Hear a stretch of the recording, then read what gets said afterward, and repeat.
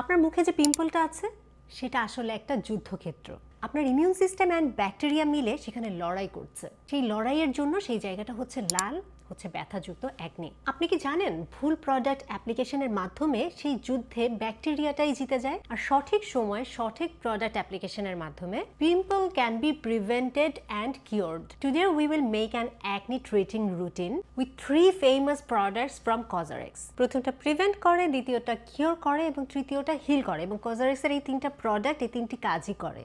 বিজ্ঞানের ভাষায় খুব সহজভাবে আজকে শেয়ার করব এই রুটিনটি এবং তার সাথে শেয়ার করব কে কখন কিভাবে প্রোডাক্টগুলো ব্যবহার করবেন। Welcome back to style with me by Sajia and today without any further do let's get started. এখন অ্যাকনি ট্রিট করার আগে আমাদের জানতে হবে অ্যাকনি কেন হয়। চিন্তা করেন আপনার বাথরুমের ড্রেনটার কথা। প্রতিদিন একটু একটু করে ময়লা পড়ে চুল পড়ে যখন জালিটা আটকে যায় তখন কিন্তু পানি পড়াটা বন্ধ হয়ে যায়, পানি জমে যেতে থাকে, রাইট? আমাদের ত্বকের পোরস গুলো আসলে ওই জালির মতনই। আমাদের ত্বক থেকে ন্যাচারালি তেল তৈরি হয় যেটাকে আমরা বলি সেবাম। তার সাথে প্রতিনিয়ত আমাদের ডেড স্কিন সেল ত্বক থেকে ঝরে পড়তে থাকে। আমাদের ড্রাই স্কিন সেল যখন ওই সেবামের সাথে একসাথে হয়ে জমে আমাদের পোর্স গুলোকে বন্ধ করে দিতে থাকে।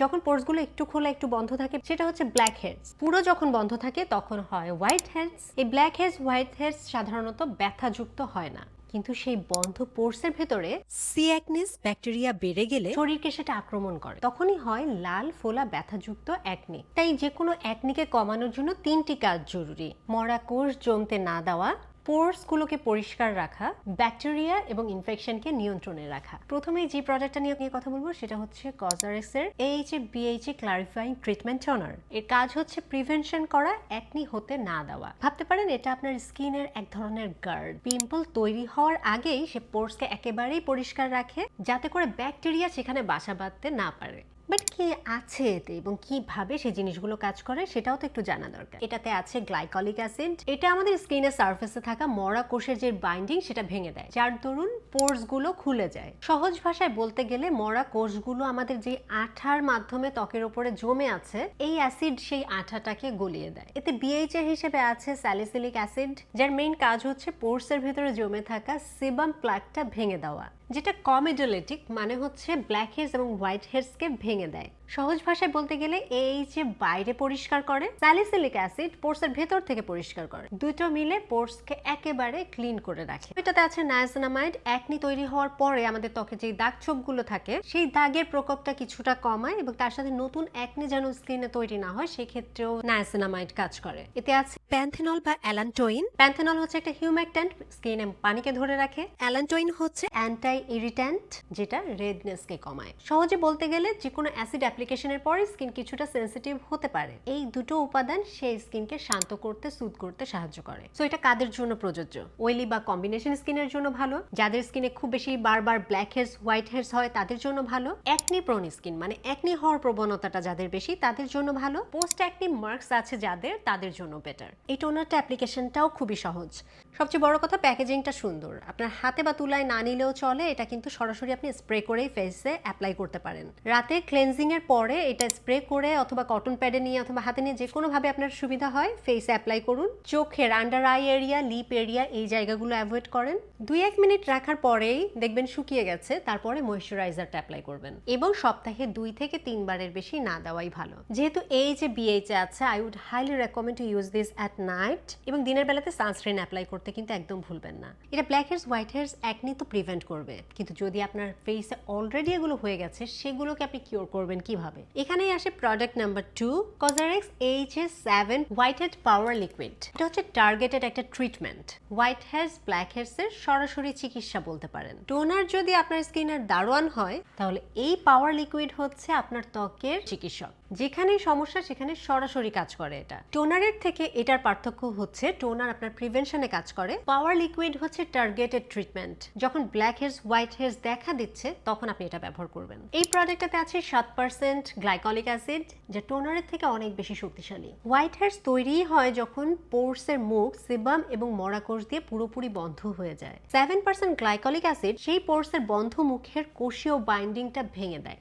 পোর্স খুলে যায়, সেবাম বের হয়ে যায়, হোয়াইট হেডসটাও আস্তে সমান হয়ে আসে। এছাড়া গ্লাইকলিক অ্যাসিড সেলের টার্নওভার প্রসেসকে ত্বরান্বিত করে, অর্থাৎ নতুন হেলদি কোষ উপরে চলে আসে, পুরনো দাগ দ্রুত মিলিয়ে যায়। অন্যান্য উপাদানের ভেতরে এতে আছে নাইগ্রা ওয়াটার বা মিনারেল ওয়াটার, যেটা হচ্ছে এই প্রোডাক্টের বেস হিসেবে ব্যবহার করা হয়েছে। মিনারেল ওয়াটার আমাদের ত্বকের পিএইচ ব্যালেন্সটাকে বজায় রাখতে সাহায্য করে, যা অ্যাসিড কার্যকরভাবে কাজ করার জন্য ভীষণ জরুরি। সো কারা ব্যবহার করবেন এই প্রোডাক্টটা? হোয়াইট হেয়ারস যাদের মূল সমস্যা, বাম্পি স্কিন টেক্সচার মানে ছোট বাম্পস সারা মুখে, ডার্ক স্পট এবং আনইভেন স্কিন টোন, এবং এটা কিন্তু ড্রাই থেকে নর্মাল স্কিনেও আপনারা চাইলে ব্যবহার করতে পারেন। বাট এটা কিন্তু টোনারের থেকে বেশি পাওয়ারফুল, 7% গ্লাইকলিক অ্যাসিড আছে এটাতে। সো আপনার স্কিন যদি ড্যামেজড থাকে বা খুব সেন্সিটিভ থাকে, বুঝে শুনে ব্যবহার করতে হবে। এটা কিন্তু স্ট্রং প্রোডাক্ট। কিভাবে এটা ব্যবহার করবেন? রাতে মুখ ধুয়ে ডাবল ক্লিনজিং করে তারপরে আপনারা এই প্রোডাক্ট অ্যাপ্লাই করতে হবে। এবং এটা কিন্তু পাম্প সিস্টেম, এইভাবে পানির মতো মুখে অ্যাপ্লাই করে একটু শুকাতে ওয়েট করতে সময় দিবেন, তারপরে ময়শ্চারাইজার অ্যাপ্লাই করবেন। অন্য কোনো অ্যাক্টিভ ইনগ্রেডিয়েন্ট এর সাথে ব্যবহার করবেন না, এবং সপ্তাহে 2 থেকে 3 বার ব্যবহার করাটাই ইনাফ। এই দুটো প্রোডাক্ট একসাথে একই রাতে কিন্তু কখনোই ব্যবহার করবেন না, ওভার এক্সফোলিয়েশন থেকে কিন্তু স্কিন ড্যামেজ হতে পারে। এবার কথা বলবো থার্ড প্রোডাক্টটা নিয়ে, যেটা অ্যাকনি হিলে সাহায্য করে, দ্যাট ইজ কজরেক্সের অ্যাকনি পিম্পল মাস্টার প্যাচ। এর কাজ হচ্ছে র্যাপিড রিকভারি বা সক্রিয় পিম্পলকে সমতল করা। পিম্পল প্যাচ আমরা মোটামুটি সবাই জানি, তারপরেও যারা জানি না তাদের জন্য দেখাচ্ছি, এগুলো ছোট্ট ছোট্ট স্টিকারের মতো, কিন্তু এই স্টিকারগুলোর পেছনে আছে মেডিকেল গ্রেড উপাদান। এটা অ্যাকনি সিরিজের সব থেকে ইমার্জেন্সি টুল বলতে পারেন। রাতে ঘুমাতে যাওয়ার আগে একটা স্টিকার আপনার একটা অ্যাক্টিভ অ্যাকনির উপরে দিয়ে ঘুমাবেন, সকালে দেখবেন পিম্পলটা অর্ধেক হয়ে যাবে। বিজ্ঞানী এটাকে সাপোর্ট করে, এবং আমি প্রচুর পরিমাণে পিম্পল প্যাচ ব্যবহার করি। It really works. এবার চলুন জানা যাক এটা কিভাবে কাজ করে। Basically it's a hydrocolloid science. পুঁজ বা এক্সট্রুডেটে এর শোষণ করে নেয়। পিম্পলের ভেতরে সাদা পুঁজ হয়, যেটা সেবাম বা ব্যাকটেরিয়ার বাই প্রোডাক্ট। হাইড্রোকলয়েড এগুলো স্পঞ্জের মতো টেনে নিয়ে যায়। রাতে যদি একটা প্যাচ ব্যবহার করেন, সকালবেলায় প্যাচটা সাদা হয়ে যাবে দেখবেন। এটাই প্রমাণ করে যে প্যাচটা ঠিকঠাক মতো কাজ করেছে। নাম্বার 2 হচ্ছে হাইড্রোকলয়েড একটা ময়েস্ট এনভায়রনমেন্ট তৈরি করে, যেখানে স্কিন সেল মাইগ্রেশন এবং টিস্যু রিজেনারেশনটা খুব ফাস্টার হয়, ফলে পিম্পলটা খুব দ্রুত সমান হয়ে যায় এবং এর জন্য দাগ কম হয়। নাম্বার 3 হচ্ছে বাইরের ব্যাকটেরিয়া থেকে এটা আমাদের পিম্পলকে রক্ষা করে। আপনি যতবার ফেসে হাত দিবেন, জেনে বা না জেনে, ততবার ব্যাকটেরিয়া সংক্রমণের সম্ভাবনা বেড়ে যায়, ইনফেকশন বাড়ে।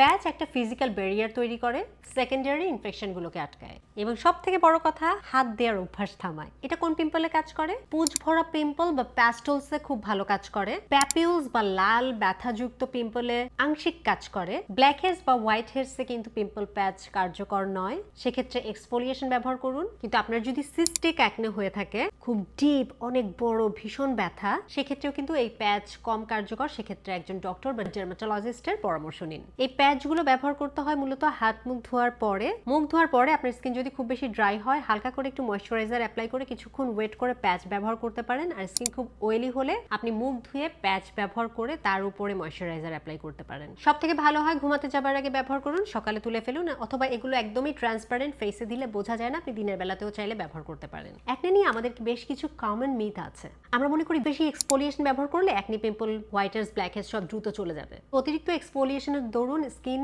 ব্যারিয়ারটা ড্যামেজ হয়ে যেতে পারে, স্কিন বেশি সেন্সিটিভ হয়ে যেতে পারে, অতিরিক্ত সেবাম প্রোডাকশনও কিন্তু বেড়ে যেতে পারে। Don't do over exfoliation. 2 নম্বর আরেকটা মিথ হচ্ছে পিম্পল প্যাচ সব ধরনের অ্যাকনির জন্য প্রযোজ্য। নো, এটা শুধু সারফেস লেভেলের পিম্পলের ক্ষেত্রে কাজ করে। সিস্টিক বা নডিউলার অ্যাকনিতে অবশ্যই আপনার ডক্টরের পরামর্শ নিতে হবে। নাম্বার 3 হচ্ছে 3 দিন 4 দিন ব্যবহার করলে আমার স্কিন একদম ক্লিন অ্যান্ড ক্লিয়ার হয়ে যাবে। নো, যে কোনো স্কিনের সেল টার্নওভার প্রসেসের যে সাইকেল, সেটা কমপ্লিট হতে অ্যাটলিস্ট 28 ডেজ লাগে। সো যে কোনো প্রোডাক্টের একটা রেজাল্ট পেতে গেলে 4 থেকে 8 সপ্তাহ মিনিমাম আপনার ব্যবহার করতে হবে কনসিস্টেন্সির সাথে, to see a visible change.